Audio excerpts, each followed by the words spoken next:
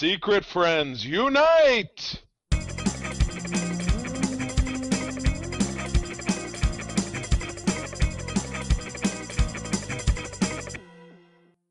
Welcome to the Secret Friends Unite podcast, episode 475. This is your guide to the geek side. And I am one of your hosts, Todd Oxtra. For episode 75, it's the anniversary that your grandparents probably aren't going to make, unfortunately, unless they were married at the age of 10. My grandparents made it to 50, and then I think my grandfather lived another 10 years. But you know what? Yeah, boy, that's morbid. Ouch. But you're not wrong. That's just the thing. George Burns might have made 75 with his wife, but he lived to be 100. And did he even make 100 though? Was that the joke? Like he was supposed to make 100 and then he failed. Why is it a joke if he's dead? I mean, Betty White was like 3 weeks shy. We still got Jimmy Carter. He's 99, but I don't even know how he's still alive. He's really, every time we see him, he's like, oh, they rolled Jimmy Carter out for this thing. And he just looks like he's oh my, he's just a glob. But he's still alive, technically. Medically. Oh, George Burns just made it over 100 by like 2 months, Charlie. Because if George Burns didn't make 100, it's like, dude, you just wasted your old life because that was like your claim to fame. I'm old. Oh God, you devil! Yes, absolutely. Oh my goodness. So the voice of the other person on the line, if you don't know, is Charlie Carden. You can see him, but you may have to guessed. You know, I am known places far and wide. I have more enemies than friends, but the friends I have are good ones. Charlie, just a question: how many of our Patreons are on your list? Boy, it's getting. I'm gonna say. Let's move on. maybe one and a half. Maybe one and a half. We'll see. But anyway, yes. No, I'm just kidding. I do love all of our Patreons by hook or by crook. These are the wonderful people who make it possible for us to make fun extra content, which you can find over at patreon.com/secretfriendsunite. You get ad-free versions of our show and all the wonderful content that we have been creating over the last year, almost a year and a half, that we've been doing that. Todd and I have a great show about comic books called Spinnerack. I do a fun show. Todd's going to be joining me in the near future called The Facts of Geek Life, where we take a classic program, a season of that show, and we break down a handful of episodes. We have a good time doing it. So we would love to have you on board. You can, again, visit that website and try us for 7 days for free at patreon.com/secretfriendsunite.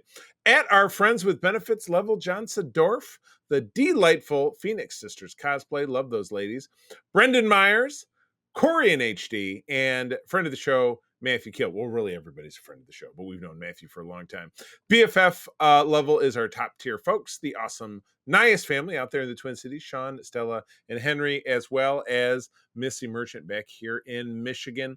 Thank you, one and all. We're very grateful for your patronage, literally. But again, if you're listening to this program on the free feed and you'd like to see what the fuss is all about, patreon.com/secretfriendsunite. And as Arnie said, early on in the movie Predator, when he chucked a knife into that revolutionary, stick around if you like it, which of course you will, because that is academic. Arnie also said in Commando, I lied. So there you go. Don't listen to Arnie. He's full of crap. But listen to Chris Reeve in Superman, where he says, Lois, I never lie. And yes. We never lie about how great our Patreon is. However, Todd might lie to you right now about this comic book cover from June of 1968. What do we got going on here? I would not lie about this cover because it is too good. It's too good for us, Charlie. And that is DC Showcase, issue number 75. And this was a very much like a lot of other comics where they had rotating things. They introduced the characters of Hawk and Dove. And it says, in this world... I thought one of them was a woman. Oh, well, maybe that came later. They're brothers. So that was the change, what happened. But the original Hawk and Dove, they were brothers. And it says, in this world, those who seek justice often walk different paths. The tough and the tame, the challenger and the challenged. This is our tale, a tale of two brothers, the Hawk and the Dove. And we've got basically a schism between them, Charlie. They're looking over there. One is strong, one is demure. Todd, they aren't brothers. I think that's a ruse. This is Ace and Gary, because look at the coloring. Oh yeah, it is an interesting thing, and it's funny because the synopsis is: a mysterious disembodied entity known only as the Voice bestows great physical power upon two teenage brothers. Oh, I like this, Charlie. You'll love this because it's your favorite thing. Hank is aggressive militant. Oh, he's a militant fanboy. I think the Star Wars prequels sucked. Yeah, aggressive fanboy. Yeah, so there you go. So this is kind of the yin and the yang, the black and the white, the black, it's the up and the down, ebony and ivory, all of those things. Ebony and ivory. Yeah, I love the costumes are similar to what we saw in the Titans. Quite honestly, yeah, having Dove be a male, it just doesn't. It's not a costume I would ever want to be in. Well, look at him. He looks very like he's demure. Yeah, he's a pacifist. I don't know how that helps fighting crime, but yeah. Well, Todd, if we get it all lucky, because in the Thunderdome of this episode, we're going to be talking about a segment we've not revisited for a long time. You use the old roll of the dice, and we picked 5 of our featured covers as random chance of comics that we're going to touch upon briefly. So potentially, if we get lucky or unlucky, this will end up being one of them in some time. But speaking of lack of luck and love, whatever it is, we are overdue. Down at the corner of Hollywood and Vine, where Madam Webb, our senior news correspondent at 100 and almost 24 and a half years young, has been reporting news since as long as there's being news, has all the latest scoops for us. Let's go. Now it's time for Madam Webb's rumors and news. Take it away, boys. Thank you, Madam Webb. Oh, my goodness. It's the NBA Finals. It's the NHL Finals timing. Madam Webb, they are always looking for mascots. So if it's the Timberwolves, you can be the Timberlass. You can show up. You can be chased by a wolf. It'll be entertaining, and you can make some money on the side. So get the only thing that I really want to see, Madam Webb versus Gritty. Make it happen. I know. Are the Flyers still in? No? Is this the Flyers? Gritty and Granny? Gritty and Granny? Gritty and Granny. Yes, Gritty. There you go. Oh, there haven't been any great Gritty jokes in SNL lately. That was all the rage with Colin Jost. Don't worry. Yeah. Madam Webb's side gig has always been like being the costume mascots over time, especially ones that were like really horribly ill-conceived and had to be canceled. So yeah, like Gritty. Like Gritty. Yeah. Oh my goodness. Okay, we start the news this week with the story about something I maybe knew was happening, but I didn't remember when or when it was going to happen, and that is Dune Prophecy. We get a trailer for this show, and it's 10,000 years before Paul Atreides. Woo, and this is going to be a mini series this fall on Max. And it's really about the forming of the Bene Gesserit, basically this group. Yes, that's exactly how I pronounce it. This group of basically these women who have special abilities and essentially become almost like the Grand Vizier or the voice in the ear of the king or of the emperors of this universe. And does the emperor have one of those big long cornucopia things? Is it, what's that, Sonny? Exactly. and this kind of reminds me of like Game of Thrones, how they're building up more of this lore. And what they could do with KOTOR, or what they're trying to do with the Alkalite, which really that's just on in a couple of weeks here. So that's it's only 100 years. So it's like, hopefully, 10,000 years. Yeah. I mean, if, and again, Alex, who does the Star Wars Explained, does his on the May the 4th every year. He does his complete Star Wars chronology. So it obviously gets longer every year. But yeah, going back 10,000 years, or look it up, that was the Knights of the Old Republic and stuff. So, the history of the Star Wars universe, as far as what was happening, goes back at least 25,000 years, maybe further. So I know that's something that we've expressed hope in, that being something that they do as well. So this is great. And again, Dune is not coming from a place where it has a Star Wars size fan base, but it's growing. Those movies have been successful. Obviously, there was the movie back in the 80s. Todd, I got to tell you that after we saw Dune 2, I did go back and watch that movie again, and I was like, oh. What, I just, original David Lynch film? yes, I was like, Oh oh, boy. wow. Yeah. It was, boy, Not a good call. you know, absolutely blew my mind is that the little girl in that solves everything then is Alicia Witt, the Oh, actress who you've seen. Yeah, that's her. That's her. interesting. Yes, I know. I was like, who's that little Interesting. girl? She looks familiar. But yeah, Alicia Witt from it's the most famous thing she did. Wasn't she in one of those ABC sitcoms? Yeah, was it no, it wasn't Reba. No, I'm thinking of the movie she did. It was the Urban Legends. I remember Oh Urban yeah, Legend. yeah. She was She the star was of that one. she was the saucy redhead who had to The escape saucy murders. red, and then as an unsaucy redhead, she was a villainess in The Walking Dead in recent years, where Okay. yeah, she really leaned into it's the apocalypse, and I don't have my makeup anymore. It was just not a great look. But anyway, I really liked her. But yeah, we're a little bit offbeat. But this looks pretty cool. But yeah, it's definitely a hot D, you know, the House of the Dragon kind of vibe. But it's the first foray because again, Dune was that movie. I listened to a great podcast that the Do Go On guys did not that long ago about Dune, the unfilmable book, you know, and Oh, how yeah. it took because it's just really so very complex. And I think you and I are both in agreement that Danny Villeneuve has gone light years ahead, making this into what's now going to be a trilogy. So this is fascinating. So again, it's your standard streamer thing that'll be anywhere between 6 and 10 episodes, I would imagine. Yep. And this fall. So this is your fall viewing after, I would imagine this will bump up against the end of House of Dragons. I feel like it'll be a Yeah. regular Sunday night viewing kind of deal. So that's awesome. Yeah, trailer and looks exciting and yeah, it's good stuff. yeah. And it's really it's a cool part is it's actually two Harkonnen sisters are the ones who are essentially responsible for creating the Bene Gesserit. You got that now? The Bene Gesserit, yes. Benny and the Jets got it. Yes. Well, yeah, the Benny and the Jesuits. Yeah, Jesuits. Benny and the Jesuits. So that's cool. It's based on a novel called Sisterhood of Dune, written by Brian Herbert and Kevin J. Anderson, which is very common when an author has passed away and they bring in people familiar or passionate with it and they make books. So this is kind of cool that it's based on that. But the cast is amazing. Emily Watson, Olivia Williams, Mark Strong, as you see him there. I love Mark Strong. That was the one I picked out. All the other ones who was like, oh yeah, it's that gal. You know, I kind of ran into. I wasn't quite sure who it was. But yeah, this looks fascinating. And again, Mark Strong. What has he ever done that wasn't great? He's pretty fantastic. So absolutely, I dig it. So this should be fun. So yeah, obviously it's growing a brand. You know, they've caught lightning and they're running with it. Oh man, I even drank my coffee to psych me up. It's too hot for coffee.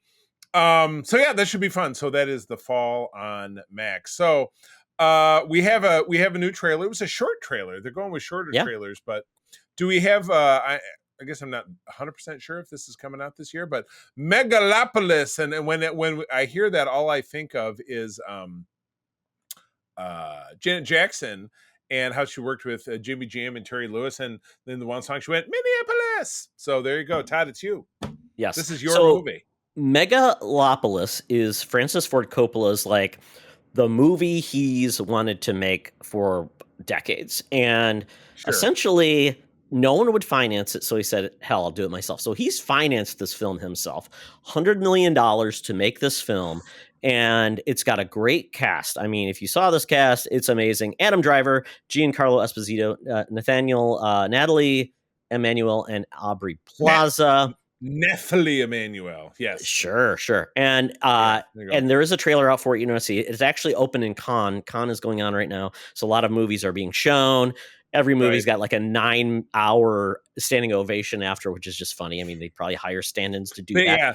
They did that for Indiana Jones. That really played off in my movie bracket last summer. Thanks a lot, guys. Never believe a standing ovation. So let me tell you BS about this film. It says Megalopolis is a Roman epic fable set in imagined modern America. The city of New Rome must change, causing conflict between Caesar Catalina, which is Adam Driver, a genius artist who seeks to leap into a utopian, idealistic future, and his opposition, Mayor Franklin Cicero, Giancarlo Esposito, who remains committed to a regressive status quo, perpetuating greed, special interests, and partisan warfare. Torn between them is socialite Julia Cicero, played by Nathalie Emmanuel, the mayor's daughter, whose love for Caesar has divided her loyalties, forcing her to discover what she truly believes humanity deserves. And this is totally based on Shakespeare of some variety. Is this kind of a mixing in like Macbeth with Hamlet with Romeo and Juliet? I mean, what's the source material, or is this original Well, IP? I think he's what's really going taking on? inspiration from the fact comparing America to essentially the Roman Empire. How the Roman Empire Yeah, of fell course. because of corruption,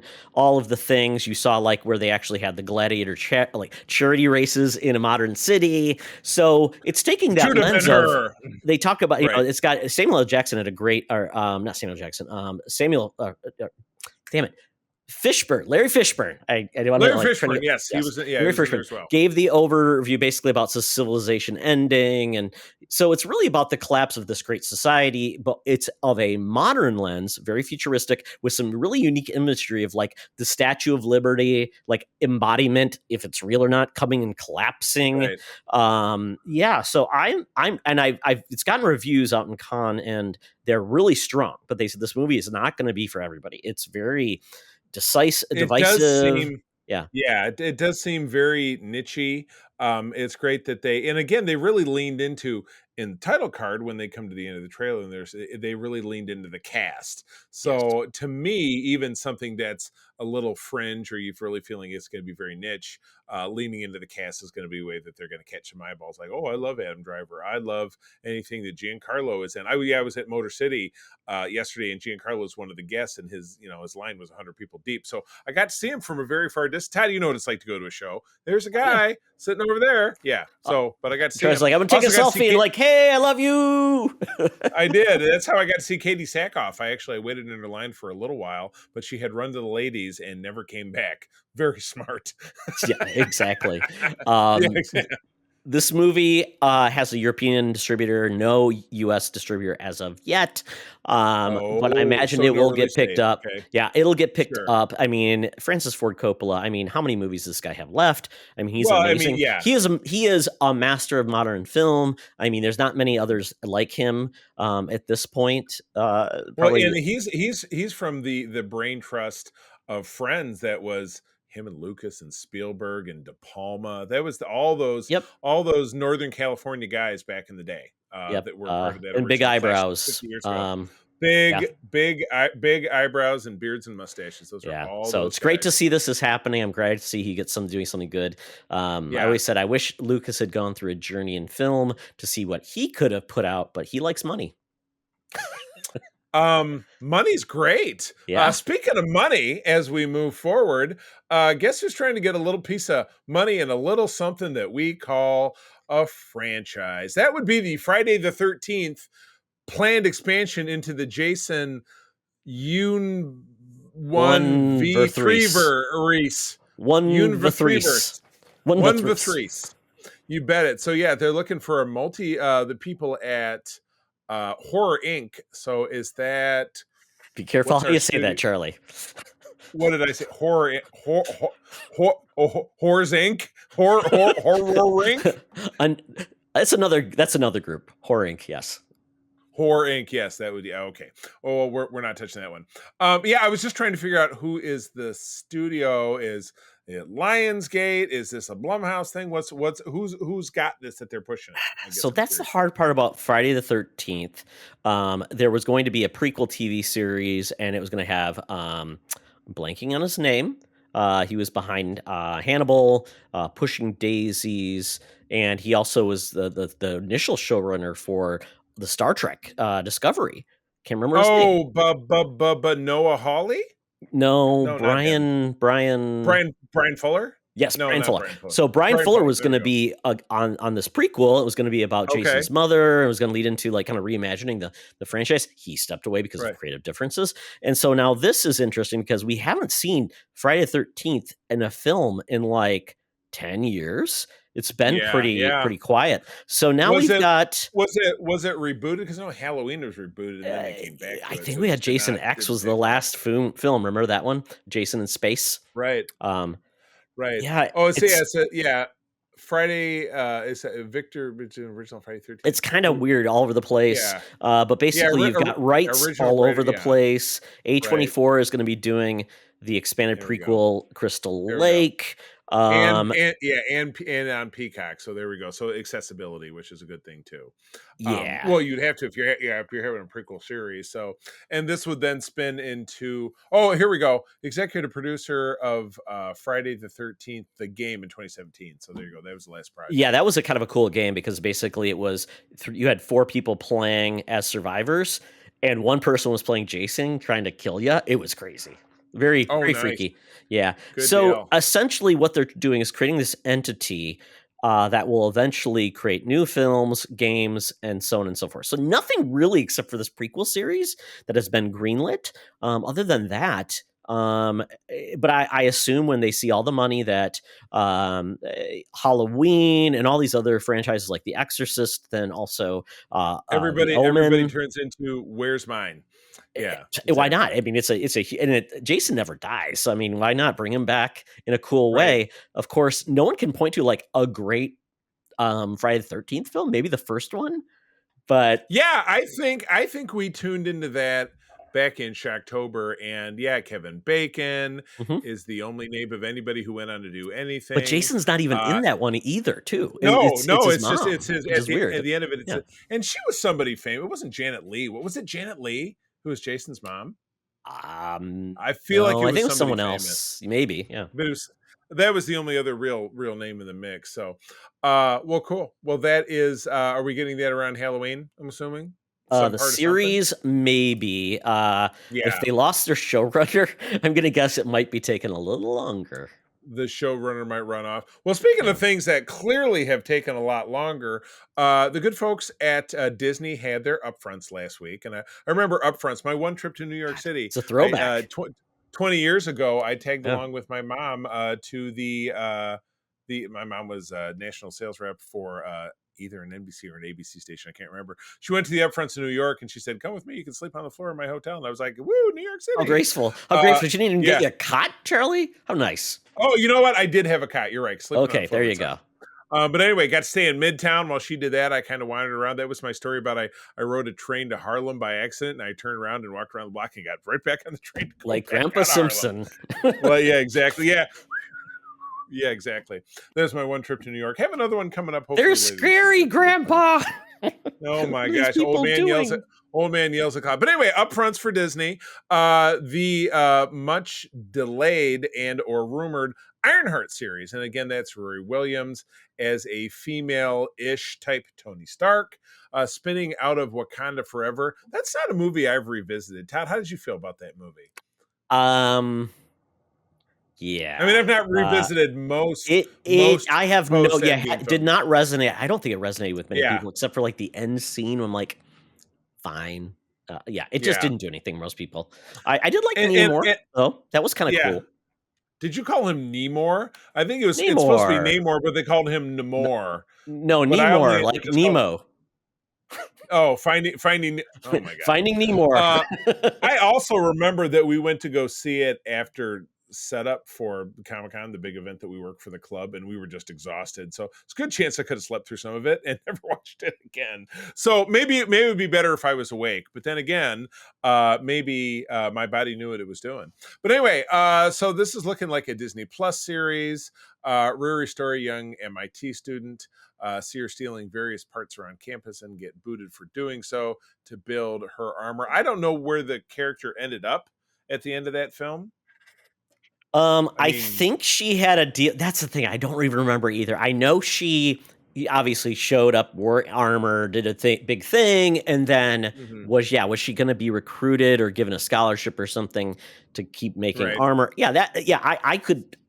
That's the bad part. It's not as familiar as memorable as the first Black Panther. It's a newer character. And that movie was all over the place. It tried to introduce so many things, tried to do so much, and it's like, why introduce her in this movie? Right. It just didn't land. Yeah, it didn't. The connective tissue didn't really seem to align. But this show is promised to us in 2025, as is Daredevil, the Born Again, also promised for 2025. Similarly presented in this was the fact that Agatha All Along, which is like the 48th thing they've named the series, will be released in September of this year. So that is our next Disney Plus something. Do we have something before September? I mean, we're already almost into June, so Good question. I know Agatha is supposed to be coming out in around yeah. Halloween. Well, September 18th, as I literally just said. Yeah, so. it'll end up in we'll finish off in October, which is nice. Yeah, exactly. Yeah, so that's what we got. So, Todd, your excitement level for Ironheart, I can't lie. It's not based on what we were just talking about the film. This is just kind of like, obviously we'll watch it, obviously we'll be talking about it, but it's just I'm not the segment. You know what I mean? I will be curious because this was already done when this has already been filming and already in production before Disney says we're going to cut back and focus on quality over quantity. So I feel like this will already be something that Disney probably is going to be like, not our best effort. We're just making a ton of stuff. We put the cart before the horse, and it's going to be on a Disney Plus budget, which potentially tells me that we're going to maybe not get her suit in a big battle until the very end where they save the money. Right. But yeah, I don't know. I don't know. We're working on suspense. Yeah. Exactly. Yeah, Apparently so the Hood is going to be involved. Charlie, the Hood is going to be kind of like the big bad of this series. That's so funny. It's random. Because that was a very laughable Marvel Legends character within the last year that they introduced the Hood, and it's just a dude in jeans and like a red hoodie, but a big cloak, and his mouth, Little Red Riding Hood. His mouth is open. His mouth, he has the mouth like this, and that's the Google it. I'm telling you. So I know who the Hood is. Yeah, he's one that the Hood is magic and gives him demonic powers. Yeah. That's the one that you'll find at Ollie's, trust me. But yeah, I mean, we'll watch it, we'll see it. But yeah, it's just there's just Disney's struggling for me, man. Disney and the Marvel stuff is really struggling for me to really give me something like loved Guardians 3. That was awesome. But again, best times behind. So, but I mean, they got to forge forward. They got to try different stuff. Outside it wasn't going to last forever, Charlie. Yeah. It was never going to last. Like everything just keeps going up. It's resetting itself. You know what? It happened with westerns in the 1950s, and they've never really come back. It's never become this entertainment phenomenon that's unstoppable. But every kid doesn't want to be a cowboy these days when they grow up.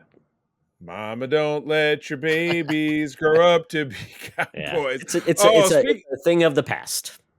Speaking of, I'm so glad you said thing of the past, because this is actually part of our 4th of July movie block that April and I watch. We have a group of movies that we always put on every 4th of July. Some are great and some are crap. And what category do you think this one falls into? Because it's set over the 4th of July weekend. I know Oscar what contender. You did last summer. 1998. 96. Because it was Buffy, and it was the girl from Party of Five, Jennifer Love Hewitt. And it was Ryan Flippy and the guy who went on to voice Keenan Jarrus. So it was a bunch of zeitgeisty kind of teens. Mr. Buffy. But yeah, it was these teens who, on the night of their high school graduation, they accidentally run over a hobo, and then they throw him in the ocean. I thought it was the Gordon Fisherman. Yes, he comes back and throws fish sticks at them. Blah blah. Oh, I haven't had a fish stick since I was a kid, and I think we need to keep it that way. Is that something they make at your company? Are fish sticks a product? We do not make the fish sticks. No. Thank God. Oh my. Kanye likes fish sticks. We don't talk about Kanye on this show. You know how I feel about Great Kanye. episode of South Park. Remember that one, Charlie? Oh my God. I don't know that that's one that I've seen. You don't know that one? It's absolutely hilarious. Where they lampoon Kanye because he says something about fish sticks, and it comes out as fish dicks, and it's hilarious. Gosh.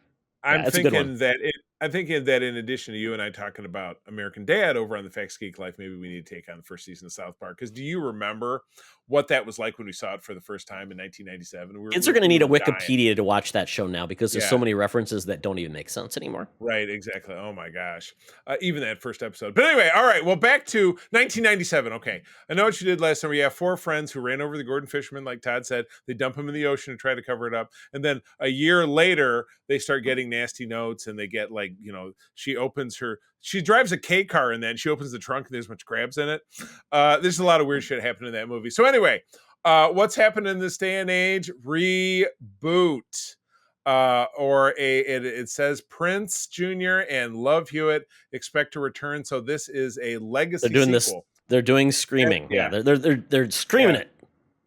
They're screaming it. So I love that stupid movie. So I'm in because it'll just be more of the same. But again, it was, we're pushing almost 30 years ago. So they're our age now. They're slightly younger than us. Yeah, because slightly enough. They made 2 sequels called I Still Know What You Did Last Summer and I'll Always Know What You Did Last Summer in 2006. And then they which I remember the second one had Brandy in it. Don't know anything about the third film. Correct. Yeah, I don't know anything about the third. I feel like I've seen it. And then they had a TV series on Prime in 2021. Right. Which I never checked. And I'm like, it's kind of like, did he try to do the Scream TV series on MTV? Yeah. It's like, oh boy, do they really need a series? Right. Yeah. And this is going to be a Blumhouse deal, unless they just sprinkle that name in there to make it sound good. But with it being Blumhouse, will that help the credibility? Not sure. But anyway, I'm in. This is promised for next year. I would certainly hope for. I'm scrolling up and down here. Hope for a window closer to spooky time. So certainly, hopefully in October, November. But yeah. Oh no, it's coming out July 2025, Charlie. So don't worry. It's a summer movie. It's a summer movie. That'll be in our brackets. This article does wrap things up mentioning that M3 GAN gets a sequel in June of next year, which I'm very excited about. I did see some M3 GANs walking around Motor City yesterday. Some pretty impressive ones. And Black Phone 2. How do they do Black Phone 2? Is the same kid? Should I go into this basement again? Now it's going to be like an assault. It's going to be now you're going to need a calling card, like what MCI or you need a calling card. And it's a freaky calling card with a phone that won't charge.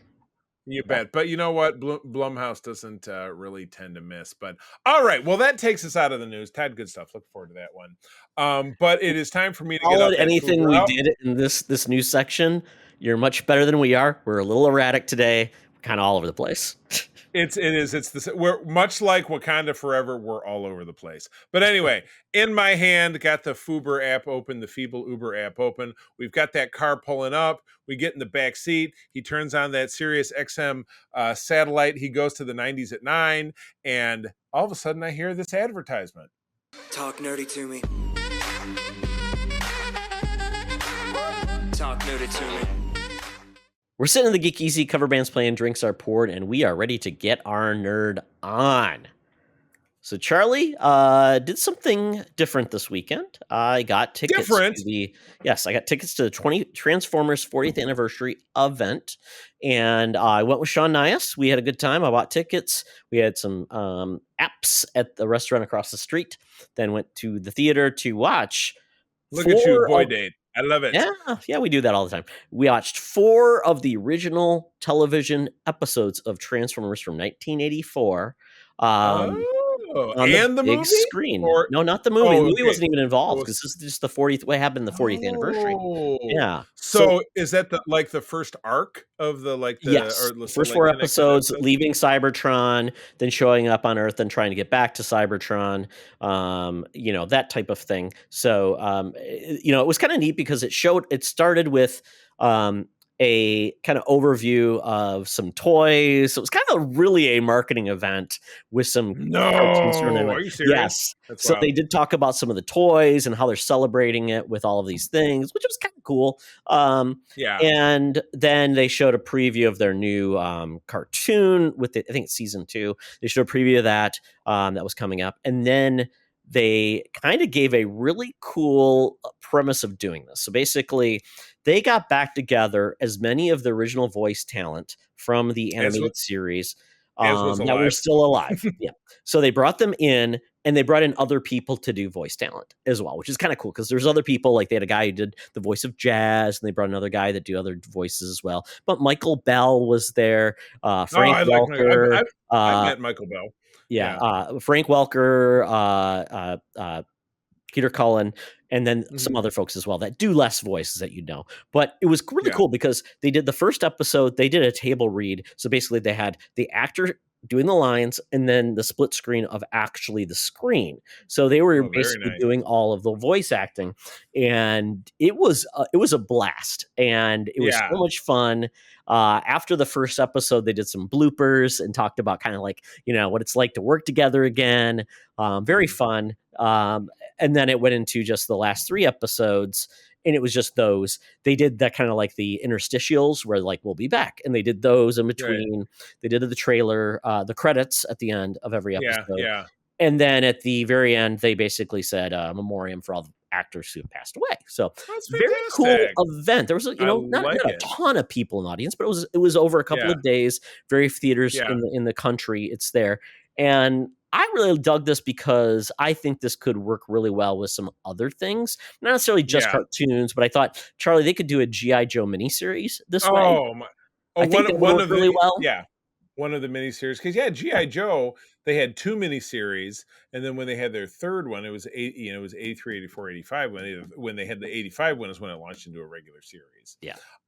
So yeah, and each one of those were 5-parters, so they could shoot with one of those, maybe the most popular one of those, whatever it was. The 84 miniseries was the one that I loved the most because we had moved here to Grand Rapids from Detroit, and my mom worked at a television station that carried that in syndication, and she got a cassette tape for us, but it was a straight dub, so it had the commercial breaks in it, so we had to fast forward until he came An back on, audio then tape reverse or real a quick. video No, tape? videotape. Yeah. You said audio, Man, audio, like a cassette tape. I'm like, cassettes? VHS. Okay. it was a video cassette, yes. Okay. But it was A single. that was super.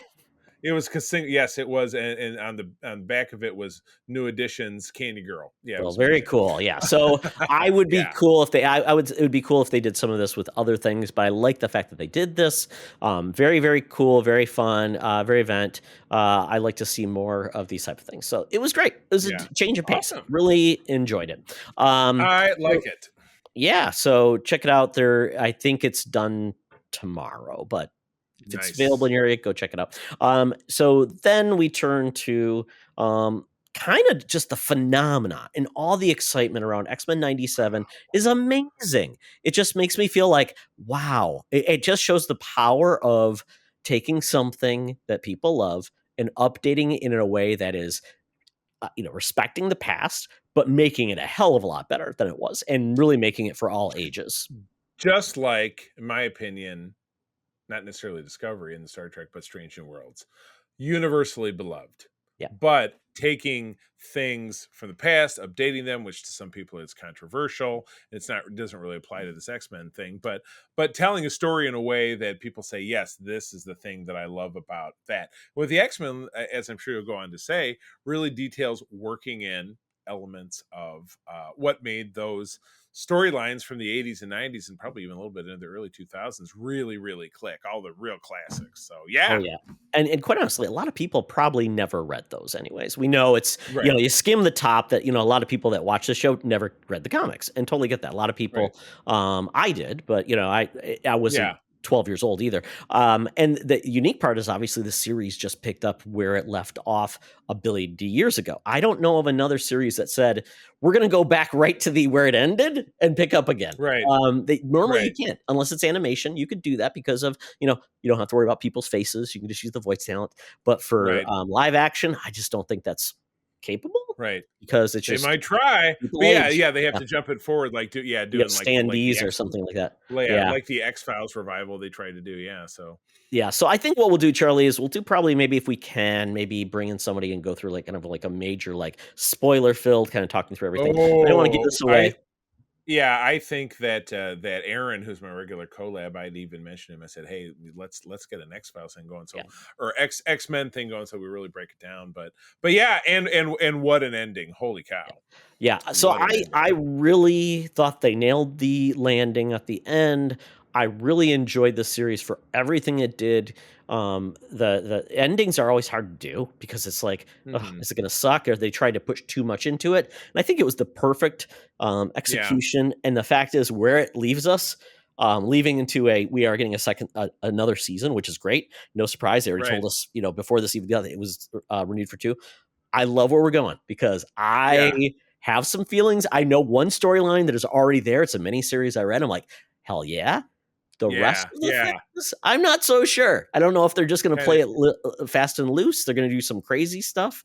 But yeah, I'm digging it. That's awesome. Good deal. Yeah, I was a fan too. And it was a little tougher to take because it was my only Wednesday show after the Bad Batch ended, which also had a very strong ending. Todd, I know you weren't a fan, but they had a very strong ending to that show. So I was left with this, and I was like, wow, they really nailed it, and they stayed faithful. We also got little teases to other Marvel characters throughout this, but a really tight tease that has sprung into a rumor of another potential revival that kind of touches a little close to something you might see behind me, but I can't say. But that would be pretty amazing. That'd be pretty amazing. Maybe spectacular. It could be or it's not G.I. Joe because Marvel doesn't own them yet. They should web that up. Oh, you think so? Wrap it up. I'll take it. Okay, good deal. That will be back on maybe this time next year, kind of a once a year kind of deal. I don't know. Yeah, it get rid of their showrunner, so yeah, we could have slowed things down, and it could have been the writer's strike as well. So I guess we'll find out. All right. Well, I watched two of these three things last week, and I just didn't end up talking about them. But I'll just do some quick bits. Todd, did you get into Seinfeld's Unfrosted? I watched probably the first 15 minutes, and I said, "Oh, I'll watch more." Yeah. So you will watch more. What made you stop? Just like, hey, I gotta go. Not like, oh my god. I was just starting it on. I'm like, oh, I've got something else to do. I'll come back to it. Yeah. All right. Impressions. I mean, you'll go back to it. So because I view this as it's just goofy fun. It's doofusy. It's lighter fare. It is. I quite honestly, I think Jerry Seinfeld was always kind of on the edge of. He's kind of cheesy.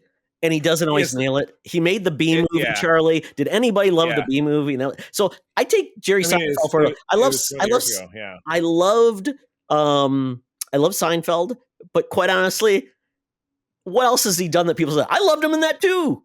So it's very niche. Yeah. So I mean, just to go through this, a spectacular cast. It's a completely not based in reality take on Kellogg. Which is from right here in West Michigan, Battle Creek. Have we seen the title of this movie? Yes, Unfrosted. Yes, it is Unfrosted, right? Correct. I didn't get that wrong. Very good. Dropped on Netflix a couple of weeks ago, but absolutely spectacular cast with some of my. It's entirely filmed in Los Angeles, so you've got a lot of the core LA Netflix comedians, which was great. You know, April and I watched this together. She really can't stand dumb comedy. Like, it just drives her up the wall. So she's like, oh my God. But I'm texting with my friend Tamara at the same time. And I'm like, yeah, April really can't stand this. It's just too dumb. And she's like, well, I mean, you got to lean into the fact that it is what it is. And hearing movie about Pop-Tarts. Yeah. Hearing you say that and then hearing her say that. There were bits of it like the kids in the dumpster. I thought that was kind of cute. I'm sure that was right in the beginning of the movie, right? Yeah, I saw that part. Yeah. Yeah, exactly. So yes, it was everything that you expected. None of the other Seinfeld people were in it, but I mean, I'm sure they couldn't afford. They probably could have afforded Michael Richards. What do you think? You'd take him. I'm assuming he would take a pay. He would go. What is it? He would take a gig. He'd take a gig. What's the base salary you get in SAG? Yeah. No. What do they call it? What's the base salary? Like, yeah. Never mind. We're moving on. Yeah, I get it. But anyway, it's a dumb comedy, but the cast enough is a reason to watch it. So 2 docos. One Todd doesn't want to tell me about, probably because his name was part of the hack. It's okay, Todd. We still love you. That's true. Yeah. But yes, over the last couple of weeks on Disney Plus, we watched a documentary about Bon Jovi. Like anybody from the 80s, I have a passing familiarity, if not a super fandom, about one of the greatest rock bands of in the last 40 years. And it was just really impressed how they went through what an incredibly hardworking, dedicated artist John Bon Jovi is, and in the last few years he got COVID. It ruined his voice. He had to get surgery, and they and the entire, it was a 3 or 4 part doco. The entire thing was framed around that and him getting back to doing what he loved. But yeah, his connections going back to the Jersey Shore and Springsteen and Southside Johnny and all those guys, I loved that. And he's just a super talented, hardworking guy. There was one line in the documentary that they said, John was the guy who quit school because he didn't want to go to recess because he wanted to keep working. I think that's a super cool thing for somebody to say about you. So I really, really enjoyed that. And again, it's on Disney Plus. Todd, your feelings about Bon Jovi, kind of running the mill? I am a huge fan. I remember Oh, when yeah? the first girl I ever tried to I did date that song. There was a song by Bon Jovi. It was a love song. That's one of the less famous ones, but that was playing on the radio on the bus when we were driving home from academic track, and that was play. What is academic track? You got to run while you're reading shit out of the book. It was the best of times. It was the worst of times. It was a way to make like academics sound cool and like a competition, but it was essentially a competition for academics. Yeah, I did potpourri, Charlie. Like you ate it? Yes. What is that name of that song? I didn't know to make you happy. I didn't mean to make you cry. That's I'll be there for That's you. the song. These Yes, that was the song that as I was holding her hand in the bus, that song was playing, Charlie. Oh my 8th grade, man. goodness. 8th That's grade. Fantastic. I love it. But anyway, well then tune in and watch this taco. You'll enjoy it. I love a song. Lastly, Runaway was their first big hit, right? And that was like a thing with Runaway. Yeah. You know what? Here's a little Star Trek trivia for you. The girl in the video had 2 roles in the golden era of Star Trek. She played Harry Kim's girlfriend in a alt reality sequence, and she was a half Klingon, half Romulan who tried to win the heart of Worf in a 2-part episode where he was in a Klingon prison camp. So her name was Jennifer Gotti, but she was the runaway. Dun dun dun dun dun dun dun. Do you know that Millie Bobby Brown is engaged to John Bon Jovi's daughter? Daughter? Oh, Jake Bon Jovi is engaged to Millie Bobby Brown. Oh, you said Jake? Jake Bon Jovi. Jake? No, but Jake. you said it was his daughter. Oh, sorry, son. Okay, I didn't. I'm like, that's cool, but I didn't know that she was of that persuasion. Very interesting. Yep. But anyway, he has a son, and they're engaged. Sorry if I said daughter. Okay. Yep. That's absolutely fantastic. Well, Todd doesn't want to talk about the Ashley Madison documentary because we know that he was in that hack back in 2015. Yeah, that's exactly why. Yeah, 20 didn't know about it. I'm just kidding. The only thing that's really notable about this is just how disgusting the people that ran the company are. Oh, really, Charlie? An adultery social network. Yes. And does it make it worse that it all came from Canada? I don't know. It was all based out of Toronto, but yeah, it was a social media network that was based on people looking to have affairs. It was all super top secret, and they go through this family out of Texas that this guy's just a piece of crap, but they're super Christian and they have a big YouTube channel and blah blah blah. I think it's Sam and Nia, and there's no feeling bad for anyone because everyone is garbage. So I think that's why we kept feel bad for the people that were like looking for locals in their area. No. Or the people who got exposed, and then there was one sad part that a guy who used it that when it was exposed, he decided to take his own life. That's not cool. Well, that's horrible. But don't do that, folks. Yeah.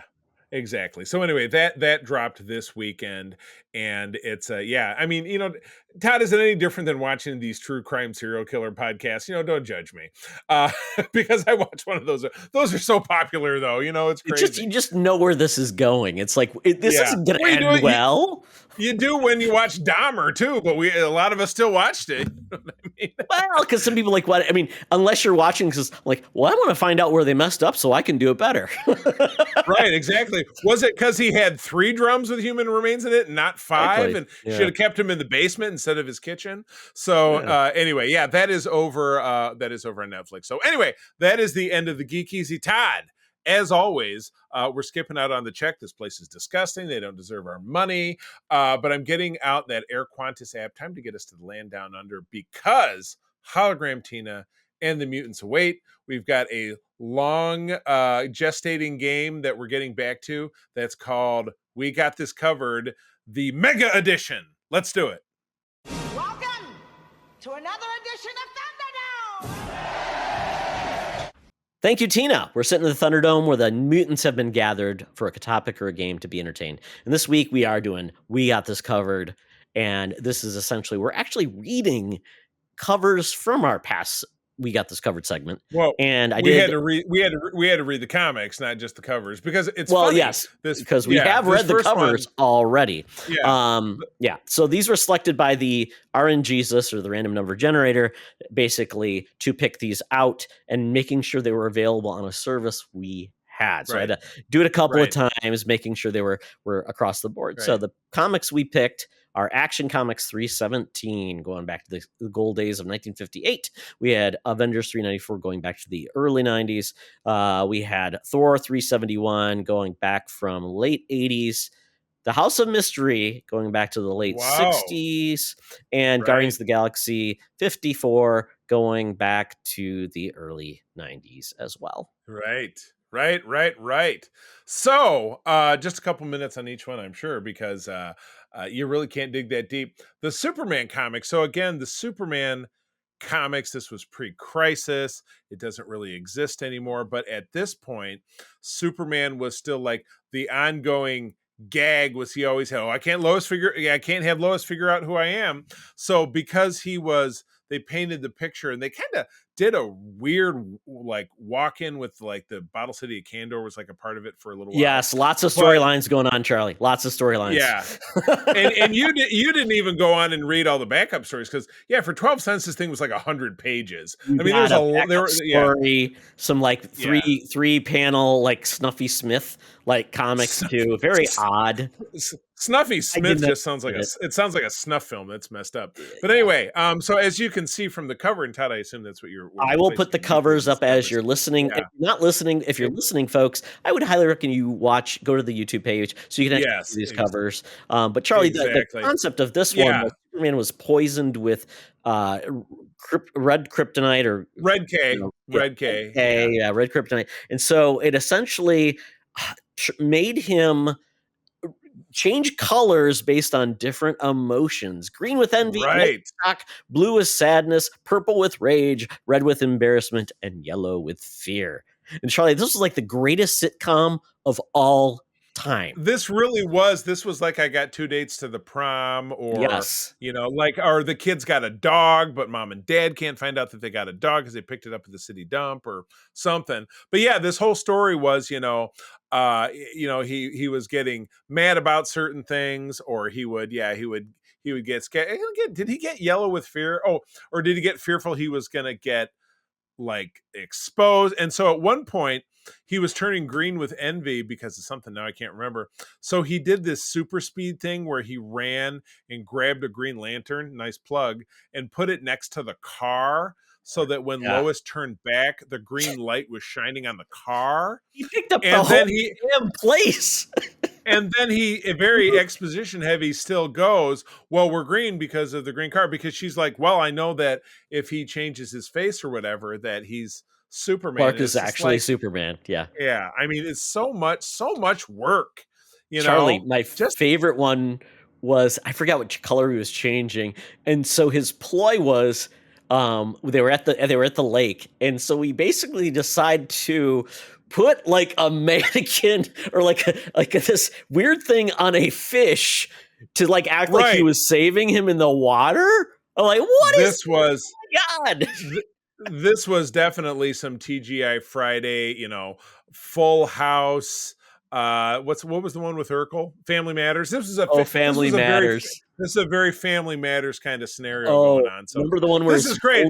Remember when his face turned gold, and so he had to get a trophy made out of gold to hit the light, so the light would hit his face. It was like, what are we even doing here, folks? This is the kind of stuff that like my dad was reading, because it was 1958, so my dad would have been like 9. So what did Superman even do that was like entertaining? Anybody. And there was no villain, per se, or he just had to go into. The only villain was Superman's pride.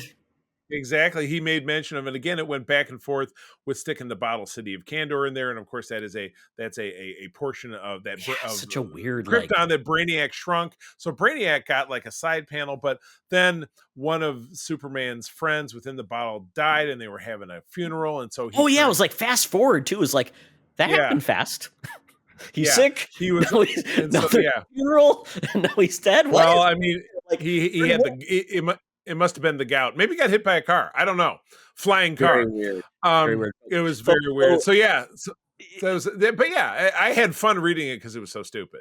It was so weird. It was like a Mr. Ed episode in the comics. Wilbur, come in the room. Oh my gosh. All right. So Todd, 1 out of 10 for this comic. What do you think? What would you rate it? You know what? Entertained me, if nothing else, and there was more content than I really wanted. So I'm gonna give this one a 5 out of 10. Yeah, you know what? Five's a good. I would give it probably a 7 for the entertainment value. Okay. Yeah, but I'll tell you what. Getting into this next title, which is this is volume 1 of the Avengers. We're only a handful of issues from when volume 1 ends because this is just prior to Onslaught. So basically, the heroes were born, which is when the Avengers went away. And came back. But man, this is, and again, it's from January of 1996. So Todd, we were at MSU. I don't know if I was still a subscriber, but I don't feel like I was following. But at this time, we had not necessarily a terrible lineup of Avengers because you had some of the founding, heritage member characters. But because we had Giant Man, which was Hank Pym. You had Hawkeye, Black Widow, Vision. The Wasp is the center point of this because the whole thing takes place at her ruined mansion in Southampton, which is, a very famous spot on Long Island. Right? Did you mention Hercules and his tank top? Hercules with his tank top and no beard because that's when he decided to. I thought he couldn't shave. No, that's Samson can't cut his hair. But Hercules without a beard, it doesn't work. Plus, now Hercules will forever be Roy from Ted Lasso because that was the actor. That was the only redeemable part of Thor. We'll never see him again. I know. Well, yeah, exactly. Yeah, exactly correct. But anyway, you have all of these characters I mentioned in the absolute worst iterations possible of clothing. So Vision is the same colors, but it's done wrong. Hawkeye's wearing a terrible outfit. Hank's wearing a really upside down weird. He's got soccer dude bangs. Again, I'm just ripping up Giant Man, Yeah. And again, the centerpiece is the fact that something that happened in the previous issue, and again, this is a story arc that has to do with Kang. So part of it's in the future. Incomprehensible to me, Charlie. This made no sense to me whatsoever. I agree. And again, I likely read this, but remember how I said, I'm going to read every Avengers comic ever. I stopped way before this because you talked me out of it, and rightfully so. But at some point prior to this issue, Janet Van Dyne, the Wasp, had undergone some kind of metamorphosis where she was in a cocoon, and all of the panels of the cocoon were going thwip, thwip, thwip, thwip, thwip. Because I thought it was Cousin It. Like Cousin It as a pink wig. I kind of what the hell is this thing? It's not a cocoon. Yeah, exactly. And then she finally comes out of it, and at the end of it, there's this big pitched battle because Kang comes through and doesn't he have some wacky robots or something? And they're beating the shit out of our guys. It's like there's a Kang squad, and then they get this little dude Kang squad, who's Null or something like that is his name, or Goon, or with an axe. Goon. And he's beating the crap out of everybody. And then all of a sudden, his back is turned. They've taken down all of the Avengers, and Wasp shoots him down, and that's it. Yep. Don't know why. And then they're gone, and they have a little exposition, and and it's on to the next. So this was the Crossing miniseries. Yeah. I don't know why. I don't know what they were crossing to. But even on the title, it's got all the people listed. The art is terrible. The story is, like you said, it's a mess. And it just... Well, that was considered a good artist at the time. Mike Deodato Jr., he did Wonder Woman. He was kind of like a hot rising talent. But yeah, it did not look good to me at all. I didn't like it. Yeah, it just didn't click. So, all right. Well, let's move on. After giving a rating, Todd, for me, this is below the slash. It's probably a 4 out of 10 for me. Oh, I'm going 2.5 because total Yeah, it was nonsense, just bad junk. costumes, no Yep. clue what was happening, and it's like, who is reading this trash? But Total apparently junk. Charlie Well, might have stopped by that point. yeah, I feel like so this would have been at the end of 1995. I don't know where I was at with reading comics because Todd, you and I were hanging out at that time, but I don't know what regular titles we were reading, or if we were just reading old stuff. I have no idea. I was more into probably Marvel had the Star Trek license at that time, so that was kind of one of my big focuses, but I did still read some of the core stuff. I just don't think this is one of them. All right, well, this next one, this was during your Walt Simonson big run of Thor, correct? Thor Volume 1, Yeah. 371. This was in 1986. It was Marvel's 25th anniversary. But what the we had This one some, didn't make a whole lot of sense either. I never yeah, read it this was one, and then I must have been out of right. the comics at the time. But basically, this one's weird because at this time, Odin's out of the picture. Balder Yep, becomes the king of the Asgard king. and Yep. gets his own thing. And then Thor's like, I got to get back to Earth and see what's going on. So when he gets back, we're introduced to this guy that looks like a knockoff of Judge Dredd, essentially. Right. Comes in and he's looking for He's somebody.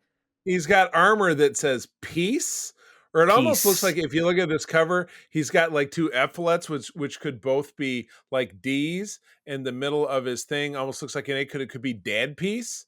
So he's dad peace. That's Maybe. Yeah, gotta believe it. it's a really weird story because he essentially is like a cop who's like starting to like shoot people with like tranquilizers that make them obey the law like they're like they're uh oh So I'm it's like Demolition Man. Remember how everybody right. was like, you are fined 1 credit of the blah blah blah this, and we got to Yeah. go to I can't believe there wasn't Taco Bell Well, in it here. was like they were jaywalking, so he shot him with the thing so they would no longer Yeah, jaywalk. So it was like that was their thing. right. And Thor comes in, starts beating the crap out of him, but then he uh, puts, basically gets Thor captured, and Thor finally breaks through it. It's so bizarre. I don't even know what was going on. And then we get a cut to Hela. Apparently, Hela had just been beaten by Thor, but she's going to Right. find out She a wasn't way having it. to Right. yeah, she's going to find out a way to redeem her loss and take out Thor. Right. And that Right. was kind of it. Oh no! Yeah. I'm forgetting the No, best no, part, Charlie. there The was a side family from story. Chicago. Yes, Yeah, there's the family horrible in side Chicago. story. Yeah, It was a woman and her kids, but there was some fix up that there was a crook there. He was being paid, and it was had something to do with breaking some other con out of jail. And yep. then they were teaming up to kill Jane Foster, Foster. who That's what it was. I almost yeah. forgot about that wonderful plot line. But at the end of it, the one hoodlum shoots the guy who got broke out, but Yeah, then he explodes like little gopher demons fly out of him, and then they yeah. chase the other guys down the street, and they bite you in the neck. It's like the space herpes from Yeah, they can Ice take you Pirate. over. The guy they broke out of Yeah, jail had like he could make knives out of the air, so he right, mistakenly kills the woman because she was going to help right. them kill Jane Foster. Then the one guy shoots the guy with the knives. Yeah, the monster breaks out, and And that then it takes over the right, thug. That was his name, right? right. Thug. Um, It was Thug. Yeah, that Thug was he said. Johnson or something like He was that. like, "Call me Thug." It's like Snake Plissken. You know what I mean? Yeah. And then Yeah, and then he that was real basically weird. transforms the end, and he's a character called the Zaniac, which is like, I That's guess the my friend Zaniac. Eric. That's my friend Eric Zane. Oh, so he's got You the remember disease. you remember my friend Eric Zane, the Yeah, broadcaster. yeah, I We do. had him on Yeah, the yeah. show. Yeah. So that's his nom de plume. That's what he goes by. He's the Zaniac. Um, So yeah, the he's the Zaniac Zaniac. creature. If you read the next issue, because they kind of previewed it, he will be Yeah. taking on Thor. So Of course, absolutely. So, yes, Todd, again, low creative point for what was obviously a great run of the comic. yeah. So this is like a 4 out of 10 for me. Just not a winner. No, nothing memorable. Like I said, I even forgot like the weird like side story. Yeah, I'm Yeah. gonna give this one I'll give it a 4 out of 10 as well. All right, very good. Well, this next one, this was a treat because House of Mystery from issue 298 from did we get a date on this one? You say the 1960s It was that like you were thinking of? 68, I believe. Yeah. All right, but this was not a superhero comic. It was published No. by DC. We have on the cover some backwoods simpleton townfolk beating on a robot and it says he was a vampire from he a vampire from beyond the stars or mankind's last hope for survival? The astonishing answer awaits you on Stalker on a Starless Night. Now that was the first of 4 stories. Yeah, think, in lots this. of like it almost reminded me like what was it It was the Crypt amazing. Keeper, Tales from the Crypt, Yeah, something like that. Tales from the Crypt, or kind of like the what was the one with Robert not Robert Stack, the guy like the True Mysteries, like, or something Unsolved like that. Mysteries. It was like Unsolved Mysteries because Yeah. you had stories. The one we mentioned, we'll just blast through them real quick. Was a robot that the townsfolk with their pitchforks were going to take it down, and at the end of it, the Burgermeister. What is a Burgermeister? Did one of us? He's like because the mayor of the town. He's like the mayor of the town, Okay. Charlie. It's not like Burger Time, which was that great old. Oh, you don't video remember game. the Burgermeister from that one the where it was Santa Claus, where he was trying to get the children the gifts, and the Burgermeister was angry about Santa Claus and Burgermeister Meister Burger. What was the movie? It was it was basically the Mickey Rooney and the origin story of Santa Claus. It was like it was the Rankin Bass one. You don't remember that one? I loved it. I don't. Okay, well, Christmas then we'll revisit with the that. Winter Warlock. Anyway, I'll make you watch it. That was the story, and at the end of, but then we got into a couple of really weird ones. We had one about a guy who seduces a woman who's homely. That was weird. The illustration, she just looked normal, but she was an heiress. And he was fishing on her land, but he was fishing with dynamite, like most rednecks do. And thought you wouldn't notice. Sorry if that was a problem. He seduces her and marries her, and then he kills her with an oar, and she drowns. Yes. And then he makes up a story like, well, I can't swim, so I couldn't go after her. And then he's doing his fishing thing, him and the dog in the boat, and he throws the dynamite out, and the dog swims out to get it like a good dog does, and comes back and blows both of them to hell. And that's the story. Yes. We then have another story about a guy whose car breaks down in front of a mansion. There's a weird lady in there, and she basically runs like it was like an episode of American Horror Story. She runs a house for like wayward freaks, people who are cripples. Sorry about mixing in the tones, but people who are physically deformed or disabled. And then she points out, this is our treasure room because everyone who comes here gives me all their money. So whole thing's a scam. And he's like, well, why don't you stay here overnight until a mechanic comes on? This is like the Rocky Horror Picture Show. He wakes up in the night, puts a oh, by the way, he's on the run from the mob because there's a hit on him because he stole money. So he gathers up some of the treasure, and as he's walking out to go down the stairs, he trips, and then it cuts to the next day. A townsperson stops by to talk to Miss whatever who runs the place and says, oh, who's that car? Oh, this guy had an accident, and he's staying here for a while. What happened is the guy fell down the stairs, and he's all broken up. His body is deformed, and there was an allusion earlier in the comic that, all of our residents are practicing for the Hunchback of Notre Dame, but they don't have a hunchback. Now this guy's in traction, and his face is all jacked up. He's like, well, he'll make a great Hunchback of Notre Dame. It's like, what? Was that the last story? I feel it was so weird. I think that was it. But it was like, no, the other one, the other one you missed was basically the old blues man, where the guy is going to give the old blues man. He basically steals all his records and all his music. And his son does the same thing years later. Yep. The guy dies and has a heart attack. He comes back to haunt the son as he's driving in the road, makes the kid get in a crash, and the guy loses his eyesight, so he becomes the blind man, and then the story's over. It was just, you're right, it was Tales from the Crypt. These were all precautionary tales of things gone wrong. The fact that they did this, like they told these stories like in literally like 6 pages, which is, give them kudos because they had to build something up. But I mean, imagine me the guy I got to write 5 of these in a month. The origin of the Amazing Spider-Man in Amazing Fantasy 15 was 6 pages. Yeah, that's so crazy. It can be done. All right, take us home with the last story, Todd. Guardians of the Galaxy 54 from the 1990s. Yeah, so this is the Guardians of the Galaxy, who are the Guardians of the Galaxy you don't know except for Yondu. Right. And apparently this team, through the year 3000, that's where they operate. So basically they're separate from the modern Marvel Universe. We've got Captain Vance Well, Astro. yeah, they were set up because this crew, or a portion of it, were part of the whole Kree Skrull War back in Yeah. the 70s and the Avengers, but they were from an alternate timeline where, as reflected in this, there's a big massive, it's kind of like Tony Stark's vision in Age of Ultron where everybody was dead. That's Yep. kind of this deal. Like the monsters came in and stuff. But anyway, Exactly. So it's a weird crew. So there's some characters I don't even know they talk. There's a lot of great Big editor time. notes of like things. A lot of things have happened, and it's like, okay, I'll get up to Right. speed. Not really so well. We got like Charlie 27. We got Yondu, Vance Astro. We've got this one like werewolf looking creature. Apparently he wasn't that way, but he apparently altered himself to become more bestial. And he's got like Elvira's hair, because look at him even on this cover. Oh yeah, he's got a Another one- streak.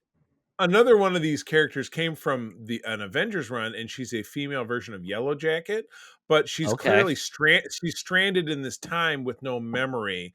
Because remember when they're in the museum later on and they're looking and talking about artifacts, they say, "Oh, I wonder if he and I hooked up back in the day talking about." Okay. One of the I'll give you the characters." line. I'll give you the line of Charlie. So we already talked about Please. Vance Astro, Charlie 27, Alita, Yondu, Right. Nikki, Talon, and Yellow Jacket. To your point, Yeah, right. Starhawk is also in this episode, and the main thrust of this episode is there's a character called Ripjack that is like a bad dude you never see. They keep referring to him.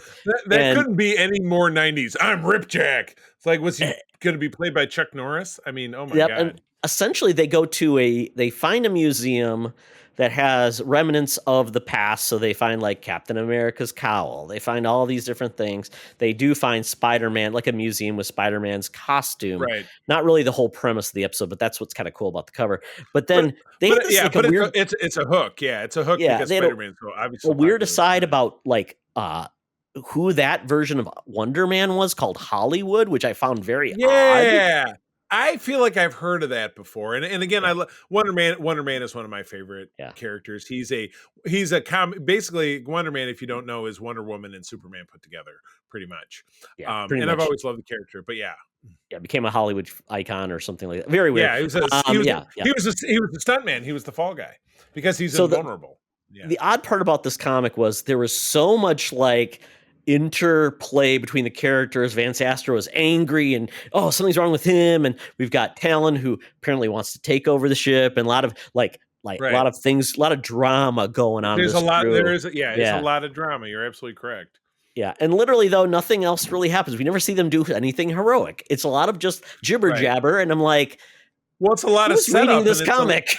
At the last panel is when Ripjack goes blah blah blah Ripjack, and he's doing a jump, and it's like, to be continued. And then we see like one panel with Star with Starhawk as well, and I'm like, oh, he looks like he's going to beat somebody up. But Starhawk was Stallone in Guardians too, I believe, if I'm not mistaken. So not a big surprise at this. I couldn't even tell you what happened in this comic, quite honestly, except they went to a museum. Right. That was about it. I mean, and at this point they had 54 issues, so somebody was reading it, for a few years prior. Yeah. I'd be interested to find out. So, well, oh my gosh, that takes us through quick bites on 5 comics. Todd, did you give this one? Did you give this one a rating? Let's for do me, it. Yeah, go for it. I'm gonna give it like a 4.5 because at least I was entertained with some nostalgia and some weird some things. But beyond that, not a good book. So I'll give it 4.5. I'll give it a flat 5 because the museum stuff with nods to Captain America, and then I'll give it a 5.5 because we got Wonder Man in the mix, and I did like that. But other than that, it was just all of the callbacks to previous issues were just gibberish because it didn't tie back. It's not like and this happened in the Kree Skrull. It didn't give reference to any storylines that I would have been familiar with. So so that's that. Well, put it on the calendar. This is one that we should do. We haven't done one of these in like 3 or 4 years. I think Kay was on the last time we did one, so that was definitely a while back. So let's definitely tackle this maybe at least once every 6 to 12 months because I enjoy doing this. It's good stuff. Get to randomize because we always say if we get a really crazy cover, like we ought to read that one. So if it's meant to be, it's meant to be. All right. Well, Todd, that's the show. Thank you everybody for joining us. Todd, where do people find you out there? They can find me on Threads at Toxtra, at Seek Friends Unite, in our Discord group, and also I tend to put up a lot of updates on our Patreon page as well. patreon.com/secretfriendsunite. And also check out our website. It's got lots of good things. It's got everything there. So if you like our YouTube videos are out there, and also all of our podcasts if you're so inclined. All of it. Well, I finally got on the ball and updated my handles on social media. On Threads and Instagram, I am simply the C3, which is who I always wanted to be. But because of Facebook, and the hack I had a couple years ago, and I have a funky name, I didn't know I could change it.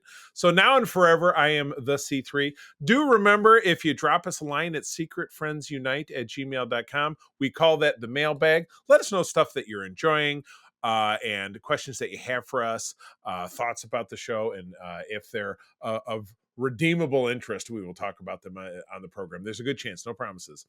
But my wife and I actually have the privilege of mentoring Star Trek fans here in the state of Michigan. We did a great panel at Motor City Comic Con in Metro Detroit yesterday, where we met a lot of great folks. The chapter that we are currently working with is called the USS Grand Petoskey, based out of West Michigan. If you visit a website at that same name and drop an email, and you're like, I love Star Trek, I want to meet Star Trek fans where I live, it's my personal passion to connect people with Trekkers where they're at through Starfleet International. So let me know, and I'd love to help. Friends, one last time, thanks for joining us. I'm going to tell you, as always, that sharing is caring, and to keep on trucking. Be the hero, not the villain. In a truck. Transform and roll out. This podcast is part of the Secret Friends Unite podcasting network. Visit secretfriendsunite.com for more great shows, articles, news, reviews, and more. Secret Friends Unite podcasts are available on Apple, Google, Spotify, and other podcast services around the world. If you'd like to be part of the conversation, you can join us on Facebook or our new Discord server, or follow @SecretFriendsU on Twitter. Please subscribe to Secret Friends Unite on YouTube and visit our merch store at tpublic.com. Just search Secret Friends Unite. Thanks for listening.